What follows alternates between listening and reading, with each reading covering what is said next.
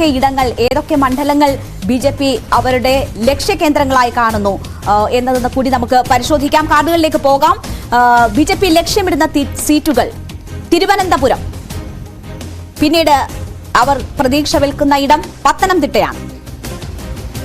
നമ്മൾ കാണുന്നത് പോലെ തന്നെ തൃശൂർ അവരുടെ പ്രധാനപ്പെട്ട പ്രതീക്ഷാ കേന്ദ്രങ്ങളിലൊന്നാണ്. എ ക്ലാസ് മണ്ഡലങ്ങളിൽ ഏറ്റവും പ്രധാനം എന്ന് തന്നെ പറയാം തൃശൂർ. സുരേഷ് ഗോപി അവിടെ സ്ഥാനാർത്ഥിയായി എത്തും എന്നത് ഏറെക്കുറെ ഉറപ്പാണ്. അദ്ദേഹത്തിന്റെ സ്ഥാനാർത്ഥി പ്രഖ്യാപനം കൂടിയായി വേണം മോദിയുടെ 2 ദിവസത്തെ സന്ദർശനങ്ങളെ നമ്മൾ കാണാൻ.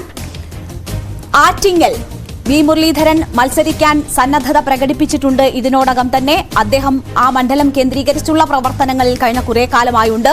ആറ്റിങ്ങലിൽ വി മുരളീധരൻ തന്നെ സ്ഥാനാർത്ഥിയാകുമെന്ന് ഏറെക്കുറെ ഉറപ്പാണ്. പാലക്കാട് C കൃഷ്ണകുമാർ സ്ഥാനാർത്ഥിയാകും എന്ന് പ്രതീക്ഷിക്കപ്പെടുന്നു. അവരുടെ എ ക്ലാസ് മണ്ഡലങ്ങളിലൊന്നാണ്. BJPയെ സംബന്ധിച്ച് പ്രതീക്ഷ ഉള്ള ഒരു ഇടം കൂടിയാണ് പാലക്കാട്.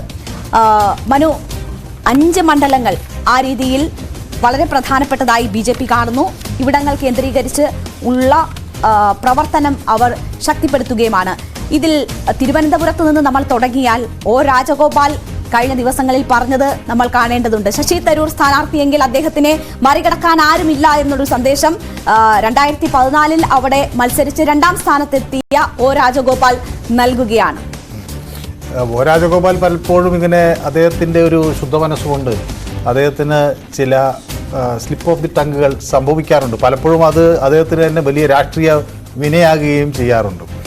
അദ്ദേഹം ഒരു രാഷ്ട്രീയത്തിനപ്പുറത്ത് കാര്യങ്ങളെ കാണുകയും രാഷ്ട്രീയത്തിനപ്പുറത്ത് ഒരു ആദരവ് കിട്ടിയ ആളെന്ന രീതിയിൽ അദ്ദേഹം പലപ്പോഴും അങ്ങനെയൊക്കെയുള്ള ചില പ്രയോഗങ്ങൾ നടത്തും. പക്ഷേ തെരഞ്ഞെടുപ്പ് രാഷ്ട്രീയത്തിൽ ഒരുപക്ഷെ അത് പ്രതീക്ഷിച്ച ഫലമല്ല ഉണ്ടാക്കുക എന്നത് ശ്രദ്ധേയമാണ്. പക്ഷേ ഇവിടെ നമുക്ക് കാണേണ്ട ഒരു കാര്യം, ഈ 5 മണ്ഡലങ്ങൾ വളരെ ശ്രദ്ധാപൂർവം BJP കേന്ദ്രീകരിക്കുന്നു എന്നതാണ്. അപ്പോൾ നമുക്ക് അറിയാം, ഇത് തിരുവനന്തപുരത്ത് ഇപ്പോൾ 2 ടേമിന് മുന്നേ അവിടെ BJPക്ക് ഉണ്ടായിരുന്ന വോട്ട് ഷെയർ ഞാൻ പരിശോധിക്കാം. 11.4% വോട്ട് ഷെയറാണ് ഉണ്ടായത്. അപ്പോൾ അവിടെ നിന്നാണ് 2009 ഈ 11.4% വോട്ട് ഷെയറിൽ നിന്ന് അത് വലിയൊരു കുതിപ്പിലേക്ക് വരുന്നത് രാജഗോപാലിൻ്റെ കാലത്താണ്. 32% വോട്ട് ഷെയറിലേക്ക് വരുന്നു. പിന്നീട് അത് 2019 ആകുമ്പോൾ അത് കുറച്ച് താഴ്ന്നു. രാജഗോപാലിന് കേരളത്തിൽ ഏതൊരു BJP നേതാവിനേക്കാളും ജനസമ്മതിയുണ്ട്. മാത്രമല്ല ഈ 2014 കുറെ കൂടി ഒരു മെച്ചപ്പെട്ട ഒരു പ്രകടനം തിരുവനന്തപുരത്ത് കാഴ്ചവെക്കാൻ കഴിയുന്നു. അത് തിരുവനന്തപുരത്തിൻ്റെ മാത്രം ഒരു പ്രത്യേകതയല്ല. കഴിഞ്ഞ തവണ കോൺഗ്രസിന് വലിയ ഒരു നേട്ടം ശബരിമലയും അതുപോലെ മറ്റ് രാഹുൽ ഫാക്ടർ ഒട്ടനവധി വിഷയങ്ങൾ 2014 ഒരു മോദി ഫാക്ടർ, ഒരു വലിയ ചേഞ്ച് എന്ന നിലയിൽ ഒക്കെയുള്ള ഒരു മാറ്റം, BDJSുമായിട്ടൊക്കെയുള്ള സഖ്യമൊക്കെ അവർക്കൊരു സാധ്യതയായിരുന്നു. രണ്ടാമത് ഈ പറഞ്ഞ കാര്യങ്ങൾ. മനു, ഇവിടെ ഇപ്പോൾ ഒരു സർപ്രൈസ് കാൻഡിഡേറ്റ് തിരുവനന്തപുരത്ത് ഉണ്ടാകും എന്ന ചില സൂചനകൾ വരുന്നുണ്ട്. കുമ്മനം രാജശേഖരനോ രാജഗോപാലോ ഇനി മത്സരിക്കാനുള്ള സാധ്യതയുണ്ടോ? അതിനപ്പുറം ഒരു സർപ്രൈസ് കാൻഡിഡേറ്റിനെ തന്നെ BJP അവതരിപ്പിക്കാനാണോ സാധ്യത? വലിയ ചർച്ചകളിൽ വരുന്നത് നിർമ്മല സീതാരാമന്റെ പേര് ഉയർന്നു കേൾക്കുന്നുണ്ട്. S ജയശങ്കർ മത്സരിച്ചേക്കും എന്നൊക്കെയുള്ള പേരുകൾ. ഏതായാലും ഇതൊക്കെ പാർലമെന്ററി ബോർഡ് തീരുമാനിച്ച് പുറത്തുവിടേണ്ട കാര്യങ്ങളാണ്. അതിന് ഇനിയും സമയമുണ്ടാകും. പക്ഷേ എന്തായാലും തിരുവനന്തപുരത്ത് ഒരു പ്രധാന സ്ഥാനാർത്ഥി മത്സരിക്കുക എന്നത് BJPയെ സംബന്ധിച്ചിടത്തോളം നിർണായകമാണ്. ഒരു നാഷണൽ ലെവലിൽ അത് വാർത്താ കേന്ദ്രങ്ങളൊക്കെ ആകുമ്പോൾ തിരുവനന്തപുരത്തെ സ്ഥാനാർത്ഥി ഒരു ശ്രദ്ധേയനാകണം എന്നൊരു നിലപാടുണ്ട്. അതുകൊണ്ട് രാജശേഖരന് ഒരു ടൈം കൂടി മത്സരിക്കുന്നതുകൊണ്ട് അവിടെ എന്തെങ്കിലും പ്രതീക്ഷിക്കേണ്ടതുണ്ടോ? അല്ല, ഇത് നമുക്ക് തെരഞ്ഞെടുപ്പുകളുടെ ഒരു ട്രെൻഡൊക്കെ അറിഞ്ഞ് വരാനുള്ളൊരു സാധ്യത ഇനിയും കുറച്ചുകൂടി നമ്മൾ കാത്തിരിക്കണം. പക്ഷേ ഏതായാലും BJP അവരുടെ വോട്ട് ഷെയർ വർദ്ധിപ്പിക്കുന്നു എന്ന സൂചനകൾ ആണ് നമുക്ക് ഇപ്പോൾ ആദ്യഘട്ടങ്ങളിലൊക്കെ കിട്ടുന്നത്. പക്ഷേ ഇതുവരെ വന്നിട്ടുള്ള ഇത്തരം പോൾ സർവേകളിലൊന്നും BJPക്ക് വലിയ ആശാവഹമായ ഒരു ഫലം അതിലുണ്ടായിട്ടില്ല. തീർച്ചയായും നമുക്ക് ആ കാർഡുകളിലേക്ക് കൂടി ഒന്ന് പോകാം. ശശി തരൂർ 4,16,131 വോട്ടാണ് 2019 തിരുവനന്തപുരം മണ്ഡലത്തിൽ നിന്ന് നേടിയത്. കുമ്മനം രാജശേഖരൻ 2ാം സ്ഥാനത്തെത്തി 3,16,142. 2014 19 BJP 2ാം സ്ഥാനത്തെത്തിയ ഏക മണ്ഡലം കൂടിയാണ് ലോക്സഭാ തെരഞ്ഞെടുപ്പിൽ തിരുവനന്തപുരം എന്ന കാര്യം നമ്മൾ ഓർക്കണം. C ദിവാകരൻ 3ാം സ്ഥാനത്തേക്ക് പിന്തള്ളപ്പെട്ടു പോയ തെരഞ്ഞെടുപ്പ് കൂടിയാണ്. 2,58,556 വോട്ടുകളാണ് C ദിവാകരൻ സ്വന്തമാക്കിയത്. ഈ വോട്ട് ഷെയർ നമ്മൾ നോക്കുകയാണെങ്കിൽ BJPക്ക് 2ാം സ്ഥാനത്ത് എത്താൻ കഴിയുന്ന ഏക മണ്ഡലം എന്ന ഒരു പ്രത്യേകത തിരുവനന്തപുരത്തെ സംബന്ധിച്ചുണ്ട്. ഇപ്പോൾ പക്ഷേ ആ ഒരു ട്രെൻഡ് അതേപോലെ നിലനിൽക്കുന്നുണ്ട് എന്ന് നമുക്ക് ഇപ്പോഴത്തെ സാഹചര്യത്തിൽ പറയാൻ പറ്റുമോ മനു? അല്ല, സ്വാഭാവികമായും നമുക്ക് മുന്നിലുള്ള ഏറ്റവും ഒടുവിലത്തെ കണക്ക് നിയമസഭാ തെരഞ്ഞെടുപ്പുകളിലാണ്. അവിടെ ഈ കോവളത്ത് വിൻസെന്റിന് ഒരു നേട്ടമുണ്ടാക്കാൻ കഴിഞ്ഞു എന്നതിനപ്പുറത്തേക്ക് ഈ നിയമസഭാ മണ്ഡലങ്ങളിലൊന്നും തന്നെ, അതായത് പാർലമെന്റ് വരുന്ന നിയമസഭാ മണ്ഡലങ്ങളിലൊന്നും തന്നെ ഒരു മേൽക്കൈ നേടാൻ UDF കഴിഞ്ഞിട്ടില്ല. പക്ഷെ അത് ഒന്നും തെരഞ്ഞെടുപ്പിൽ, പാർലമെന്റ് തെരഞ്ഞെടുപ്പിൽ അതെങ്ങനെ പ്രതിഫലിക്കും എന്ന് നമുക്ക് പറയാൻ കഴിയില്ല. കാരണം അവിടെ ഒരു വിന്നബിലിറ്റി ഒരു വലിയ ഘടകമാണ്. ശശി തരൂരിൻ്റെ ഒരു സ്റ്റേച്ചർ വേറെയാണ്. അപ്പോൾ ആ ഫാക്ടേഴ്സ് ഒക്കെ അതിൽ വർക്ക് ചെയ്യായിരിക്കും. പക്ഷേ ഇനി ഇപ്പോൾ നമുക്ക് മുന്നിലുള്ള കണക്കുകൾ അനുസരിച്ച് ഒരു 10% ഡിഫറൻസാണ് BJPക്ക് കോൺഗ്രസ് സ്ഥാനാർത്ഥിയുമായി ഉള്ളത്. ഇപ്പോൾ 41.19% വോട്ടുകൾ ശശി തരൂർ നേടുമ്പോൾ കുമ്മനം രാജശേഖരന് കിട്ടിയിട്ടുള്ളത് 31.30% വോട്ടാണ്. അത് പിന്നെ കഴിഞ്ഞ കാലത്തേക്കാൾ കുറച്ച് കുറവുമാണ്. അപ്പോൾ ഒരു പക്ഷേ അത് വേണമെങ്കിൽ കുറെ കൂടി വർദ്ധിപ്പിക്കാം.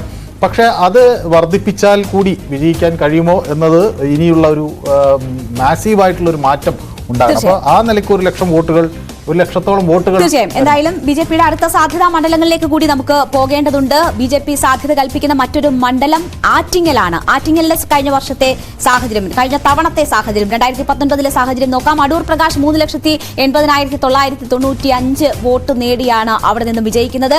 A സമ്പത്ത് രണ്ടാം സ്ഥാനത്തെത്തിയ CPM സ്ഥാനാർത്ഥിയെ 3,42,748 വോട്ടാണ് നേടിയിട്ടുള്ളത്. മൂന്നാം സ്ഥാനത്താണ് BJP. ശോഭാ സുരേന്ദ്രനായിരുന്നു മത്സരിച്ചത്. 2,48,081 വോട്ടാണ് ശോഭാ സുരേന്ദ്രൻ നേടിയത്. മനു, ഇവിടെ ഇപ്പോൾ വി മുരളീധരൻ ആറ്റിങ്ങൽ മണ്ഡലം പ്രതീക്ഷയോടുകൂടി കാണുന്നുണ്ട്. അവിടെ മത്സരിക്കണം എന്ന ഉള്ള താല്പര്യം അദ്ദേഹം തന്നെ പ്രകടിപ്പിക്കുന്നു. പക്ഷേ ഈ കണക്കുകൾ അത്ര ആശാവഹമാണ് എന്ന് നമുക്ക് കരുതാമോ? വലിയൊരു മത്സരം വി മുരളീധരനെ സംബന്ധിച്ച് കാഴ്ചവെക്കാൻ കഴിയുമോ? കഴിഞ്ഞ കുറേ നാളുകളായി അദ്ദേഹം ആറ്റിങ്ങൽ കേന്ദ്രീകരിച്ചുള്ള അദ്ദേഹത്തിന്റെ പ്രവർത്തനം നടത്തുന്നുണ്ട്. എന്തെങ്കിലും മാറ്റം ഇത് സൃഷ്ടിക്കുമോ? അല്ല, അവിടെ കഴിഞ്ഞ തെരഞ്ഞെടുപ്പിൽ ഒരു 24.18% വോട്ടുകൾ നേടാൻ അവിടെ ശോഭാ സുരേന്ദ്രന് കഴിഞ്ഞിട്ടുണ്ട്. അപ്പോൾ അത് ഒരു ആറ്റിങ്ങൽ മണ്ഡലത്തെ സംബന്ധിച്ചിടത്തോളം അതൊരു വലിയ നേട്ടമായിട്ട് വേണം കാണാൻ. അപ്പോൾ ഇനി ഈ മുരളീധരൻ്റെ ഇപ്പോൾ ഒരു സ്റ്റേച്ചർ കുറേ കൂടി ഒരു കേന്ദ്രമന്ത്രി എന്ന നിലയിൽ അത് മെച്ചപ്പെടുകയൊക്കെ ചെയ്തിട്ടുണ്ട്. അപ്പോൾ അത് സാധാരണ ആറ്റിങ്ങൽ വലിയ, മാത്രമല്ല ശോഭാ സുരേന്ദ്രൻ മത്സരിക്കുമ്പോൾ പാർട്ടിക്കുള്ളിൽ തന്നെ ചില പ്രശ്നങ്ങളും ഒക്കെ ഉണ്ടായിരുന്നു അല്ലേ? അതെ, അന്ന് ചില തർക്കങ്ങളൊക്കെ ഉണ്ടായിരുന്നു. ഏതായാലും അത് പിന്നെ 10.6% വോട്ട് ഷെയറാണ് അവിടെ ഉണ്ടായിരുന്നത്. അതിൽ നിന്നാണ് ഈ BJPയുടെ വോട്ട് 24.18 ശോഭാ സുരേന്ദ്രൻ പിന്നെ ഉയർത്തിയിട്ടുള്ളത്. അപ്പോൾ ഇനി ആ നിലയ്ക്കൊരു വലിയ മാറ്റം ഉണ്ടാക്കാൻ ആറ്റിങ്ങലിൽ കഴിയുമോ എന്ന ചോദ്യം അവിടെയുണ്ട്. വി മുരളീധരനെ പോലെ ഒരു സ്ഥാനാർത്ഥി അവിടെ മത്സരിക്കുമ്പോൾ തിരുവനന്തപുരവുമായി അടുത്ത് കിടക്കുന്ന മണ്ഡലമാണ്. വികസനം മുടക്കി അല്ലെങ്കിൽ കേരളത്തിന് പാര വെക്കുന്ന കേന്ദ്രമന്ത്രി എന്ന നിലയിലാണ് വി മുരളീധരനെ മറുപക്ഷം ഇവിടെ അവതരിപ്പിക്കുന്നത്. അല്ല, അതൊക്കെ സ്വാഭാവികമായും രാഷ്ട്രീയപരമായൊക്കെ ആരോപണങ്ങൾ വരുമ്പോൾ അതൊക്കെ സ്വാഭാവികമായും ഉണ്ടാകുന്നതാണ്. പക്ഷേ വി മുരളീധരനെ നമുക്കറിയാം, അദ്ദേഹം വളരെ ശാന്ത ആയിട്ടുള്ളൊരു വ്യക്തിയാണ്. അദ്ദേഹം വളരെ അഗ്രസീവായ ഒരു പൊളിറ്റീഷ്യൻ എന്ന് നമുക്ക് പറയാൻ കഴിയില്ല. അദ്ദേഹം വളരെ സംയമനത്തോടു കൂടി പ്രതികരണങ്ങൾ നടത്തി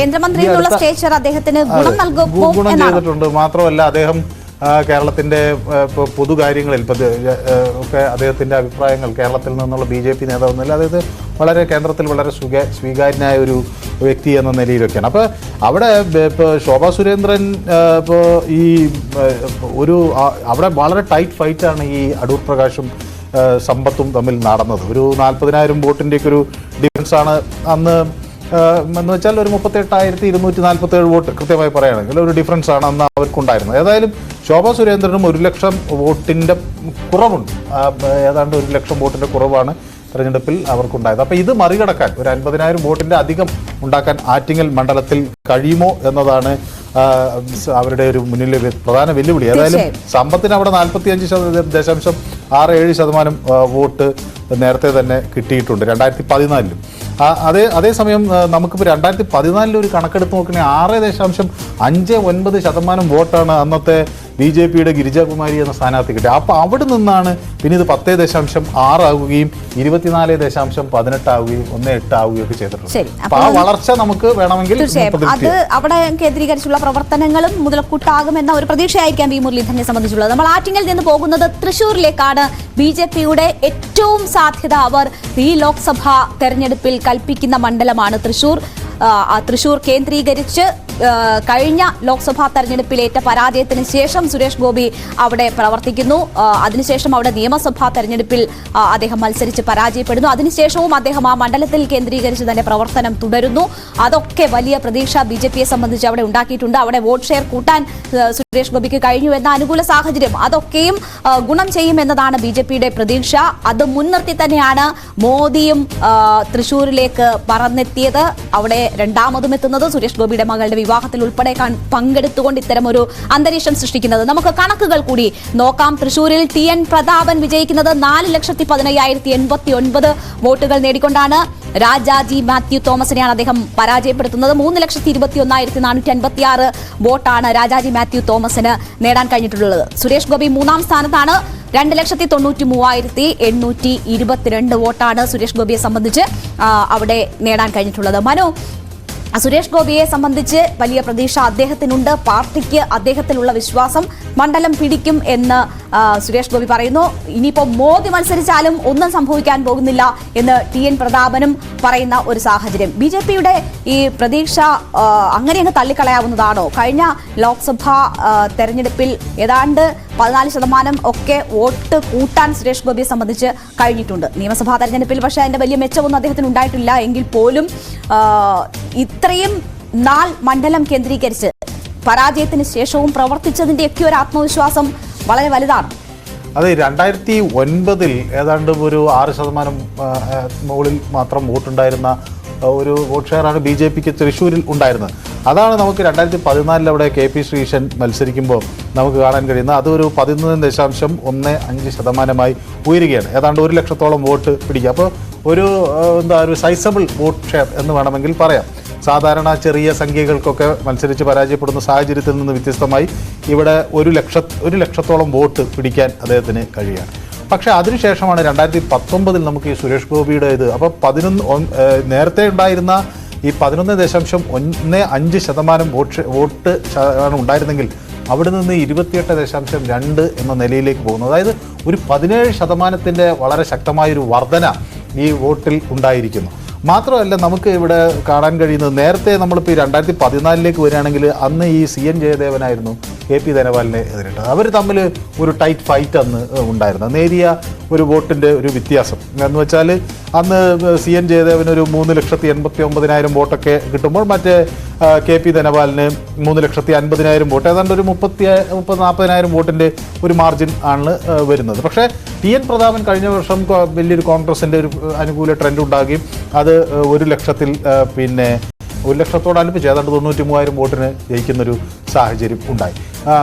രാജാജി മാത്യു തോമസിന് വലിയൊരു മത്സരം അങ്ങനെ ആ നിലയ്ക്ക് CN ജയദേവനോട് താരതമ്യം ചെയ്യുമ്പോൾ കാഴ്ചവെക്കാൻ കഴിഞ്ഞില്ല എന്നുള്ള. പക്ഷേ അവിടെ ഈ സെക്കൻഡ് പൊസിഷനിലേക്ക് ഉള്ളൊരു ഫൈറ്റ് നോക്കിയാൽ സുരേഷ് ഗോപിയും ഈ രാജാജി മാത്യു തോമസും തമ്മിലുള്ള ഒരു വ്യത്യാസം എന്ന് പറയുന്നത് കേവലം ഒരു 10-30,000 വോട്ടിൻ്റെ ഒരു വ്യത്യാസം മാത്രമേ ഉള്ളൂ. എന്ന് വെച്ചാൽ ഒരു 15,000 വോട്ട് അങ്ങോട്ടോ ഇങ്ങോട്ടോ മറിഞ്ഞാൽ അത് ഒരു നേട്ടമായി അദ്ദേഹത്തിന് ഉയർത്തി കാണിക്കാൻ കഴിയും. ഇത്തവണ സുനിൽ കുമാറിന്റെ മത്സരിക്കാനുള്ള സാധ്യത ഒക്കെ ചൂണ്ടിക്കാണിക്കപ്പെടുന്നുണ്ട്. സ്ഥാനാർത്ഥികൾ വളരെ നിർണായകമാകുമോ തൃശ്ശൂരിനെ? അതെ, സുനിൽ കുമാർ മത്സരിച്ചേക്കുമെന്ന് വളരെ ശക്തമായ വ്യൂഹങ്ങളുണ്ട്. അദ്ദേഹത്തെ തന്നെ ആയിരിക്കും മിക്കവാറും സ്ഥാനാർത്ഥിയായി പരിഗണിക്കുക എന്നാണ് ഞാനും കരുതുന്നത്. അങ്ങനെ വന്നു കഴിഞ്ഞാൽ അവിടെ വലിയ മത്സരത്തിനൊരു വേദിയാകും. തൃശ്ശൂർ എന്ന് പറയുന്നത് ഒരു വലിയ ത്രികോണ മത്സരത്തിന് ഒരു വേദിയാകും. കാരണം സുനിൽ കുമാർ തൃശ്ശൂർകാരനാണ്. അദ്ദേഹത്തിന് സ്വാഭാവികമായും അവിടെ വലിയ പിന്തുണയുണ്ട്. അതെ, TN പ്രതാപനും ഒക്കെ അതേപോലെ വലിയ തൃശ്ശൂരുമായി അടുത്തറിയുന്ന ആളുകളാണ്. അവിടെ നിന്നിപ്പോൾ സുരേഷ് ഗോപി കൊല്ലത്തുകാരനാണ്. അദ്ദേഹം അവിടെ ചെന്നു തൃശ്ശൂരിൽ ഇപ്പോൾ ഒരു തൃശ്ശൂർക്കാരനെ പോലെയാണ് അദ്ദേഹത്തിൻ്റെ പെരുമാറ്റവും രീതികളൊക്കെ. സ്വാഭാവികമായും അവിടെ ഒരു വലിയ ഫൈറ്റ് നടക്കും. അപ്പോൾ ഇതിൻ്റെ മാർജിൻ എന്തായാലും നേരിയ തോതിൽ മാത്രമേ വ്യത്യാസമുണ്ടാകാൻ ഉള്ളൊരു സാധ്യതയുള്ളൂ എന്ന് വേണമെങ്കിൽ നമുക്കിപ്പോൾ അനുമാനിക്കാം. പക്ഷേ അവസാന നിമിഷം തെരഞ്ഞെടുപ്പിൻ്റെ ഫാക്ടേഴ്സ് 16% വോട്ട് ഷെയറിന്റെ വ്യത്യാസം ആദ്യ തെരഞ്ഞെടുപ്പിൽ മത്സരിക്കുമ്പോൾ സുരേഷ് ഗോപിക്ക് ഉണ്ടാക്കാൻ സാധിക്കുന്നുണ്ട്. ഒന്നാമതെത്തിയ ആളിൽ നിന്നുള്ള വ്യത്യാസം എന്ന് പറയുന്നത് ഏതാണ്ട് 10%-11% മാത്രമാണ്. അപ്പോൾ വലിയൊരു മാറ്റം വേണമെങ്കിൽ സുരേഷ് ഗോപിക്ക് അപ്രാപ്യമല്ല എന്ന് നമുക്ക് പറയാൻ കഴിയുമോ? അത് വേറൊരു കാര്യം എന്ന് പറഞ്ഞാൽ നമുക്കറിയാം, സ്വാഭാവികമായി BJPയുടെ ഒരു പ്രശ്നം അവരുടെ ഒരല്പം BJP അനുഭാവമുള്ള ആളുകൾ പോലും ഒരു വിന്നിങ് പോസിബിലിറ്റി വളരെ ശക്തമായി പരിശോധിക്കും. വിന്നിങ് അല്ലാത്ത കാൻഡിഡേറ്റ്സിനെ വിജയിപ്പിക്കുക, അല്ലെങ്കിൽ വിന്നിങ് സാധ്യതയില്ലാത്ത കാൻഡിഡേറ്റ്സിന് വോട്ട് ചെയ്യുക എന്നുള്ളത് പലപ്പോഴും അവരത് മാറ്റിയിട്ട് വിന്നിങ് സാധ്യതയുള്ള ആളുകൾ കൊടുക്കാറുണ്ട്. അപ്പോൾ ഇവിടെ ആ സാഹചര്യം ഒരുപക്ഷെ സുരേഷ് ഗോപി ജയിക്കും എന്നൊരു സ്ട്രോങ് ആയ ഒരു ട്രെൻഡ് വരികയാണെങ്കിൽ അത് ഒരു തന്നെ കുറേ പ്രോ BJP വോട്ട്സ് സുരേഷ് ഗോപിക്ക് അനുകൂലമായി വരാനൊക്കെ ഒരു സാധ്യത. തീർച്ചയായും. അപ്പോഴും മനു നേരത്തെ സൂചിപ്പിച്ചതുപോലെ സ്ഥാനാർത്ഥികൾ വളരെ പ്രധാനപ്പെട്ടതാകും. ആരൊക്കെയാണ് മറ്റ് രാഷ്ട്രീയ പാർട്ടികൾക്ക് വേണ്ടി കളത്തിലിറങ്ങുന്നത് വളരെ പ്രധാനപ്പെട്ടതാണ്. മനു, നമുക്ക് വളരെ കുറച്ച് സമയം മാത്രമേ അവശേഷിക്കുന്നുള്ളൂ. 2 മണ്ഡലങ്ങൾ കൂടി അവശേഷിക്കുന്നുണ്ട്, പാലക്കാടും പത്തനംതിട്ടയും. പാലക്കാടേക്ക് പോയാൽ VK ശ്രീകണ്ഠൻ 3,92,274 വോട്ട് നേടിയാണ് അദ്ദേഹം പാലക്കാട് വിജയിക്കുന്നത്. MP രാജേഷിനെയാണ് തോൽപ്പിച്ചത്. 3,87,637 വോട്ടാണ് MP രാജേഷിന് നേടാനായത്. C കൃഷ്ണകുമാർ നേടിയത് 2,11,556 വോട്ട്. പത്തനംതിട്ടയിലേക്ക് വന്നാൽ ആന്റോ ആന്റണിയാണ് അവിടെ വിജയിച്ചത്. 3,80,927 വോട്ട് ആന്റണി നേടുന്നുണ്ട്. വീണ ജോർജ് 3,36,684 വോട്ട് നേടി 2ാം സ്ഥാനത്ത്. K സുരേന്ദ്രൻ മത്സരിച്ചിട്ടും 2,97,396 വോട്ടാണ് നേടാനായത്. മനു, ഈ 2 മണ്ഡലങ്ങളിലെ സാധ്യതകൾ കൂടി എന്താണ്? K സുരേന്ദ്രൻ തന്നെ ആകാനാണോ സാധ്യത അവിടെ വീണ്ടും? അല്ല, പാലക്കാട് ഒരു കാര്യം എന്താണെന്ന് വെച്ചാൽ അവിടെ നഗരപ്രദേശം വളരെ ശക്തമായ ഒരു BJP പ്രസൻസ് ഉണ്ട്. പിന്നെ കൃഷ്ണകുമാറിന് വലിയൊരു സ്വാധീനമുണ്ട്. സ്വാഭാവികമായും VK ശ്രീകണ്ഠനും പിന്നെ മണ്ണാർക്കാടും അങ്ങനെയൊക്കെ ഉള്ള സ്ഥലങ്ങളിൽ, പ്രത്യേകിച്ച് ഒറ്റപ്പാലം, ഷൊർണൂർ, അവിടെ എല്ലാം ശക്തമായ സ്വാധീനം ഉള്ള ഒരാളാണ്. MP രാജേഷ് അല്ല മറ്റൊരു സ്ഥാനാർത്ഥിയാണ് വരുന്നതെങ്കിൽ അത് കൂടുതലും പിന്നെയും കൃഷ്ണകുമാറിന് ഗുണം ചെയ്യും. VK ശ്രീകണ്ഠനും കൃഷ്ണകുമാറും തമ്മിലുള്ള ഒരു മത്സരത്തിന് ഒരു പക്ഷേ MP രാജേഷ് അല്ലെങ്കിൽ കരുത്തനായ ഒരു സ്ഥാനാർത്ഥി പാലക്കാട് നിന്ന് ഇറക്കാൻ കഴിഞ്ഞില്ലെങ്കിൽ അത് അവർക്ക് തമ്മിൽ നേരിട്ട് മത്സരിക്കാനുള്ളൊരു സാഹചര്യം ഉണ്ടാകും. തീർച്ചയായും. എന്തായാലും നമ്മുടെ സമയം അവസാനിക്കുന്നു. മനു, ഇവിടെ ഇപ്പോൾ 5 മണ്ഡലങ്ങൾ കണ്ടുകൊണ്ടാണ് BJP ഈ ലോക്സഭാ തെരഞ്ഞെടുപ്പിൽ ഇറങ്ങുന്നത്. അതിൽ ഒരെണ്ണം തൃശ്ശൂരെങ്കിലും നേടിയേ അടങ്ങൂ എന്നതാണ് BJPയുടെ ലക്ഷ്യമായി നമുക്ക് മനസ്സിലാക്കുന്നത്. അത് മുന്നിൽ വെച്ചുകൊണ്ടുള്ള തന്ത്രങ്ങൾ തന്നെയാണ് ആവിഷ്കരിക്കുന്നത്. അവരുടെ ദക്ഷിണേന്ത്യൻ ദൗത്യത്തിൽ വളരെ പ്രധാനപ്പെട്ടത് തന്നെയാണ് കേരളത്തിൽ ഒരു സീറ്റ് എന്നത്. അത് അവർ തൃശ്ശൂർ വളരെ പ്രാധാന്യത്തോടു കൂടി കാണുന്നു എന്നത് വേണം വളരെ മുൻപ് തന്നെ തൃശ്ശൂർ കേന്ദ്രീകരിച്ചുള്ള ഇത്തരം പരിപാടികൾ മറ്റും സൂചിപ്പിക്കുന്നത്. എന്തായാലും ഇലക്ഷൻ ചാനൽ ഇന്ന് BJPയുടെ സാധ്യതകൾ, BJPയുടെ മിഷൻ മോദി എന്താണ് എന്നതാണ് പരിശോധിച്ചത്. മറ്റൊരു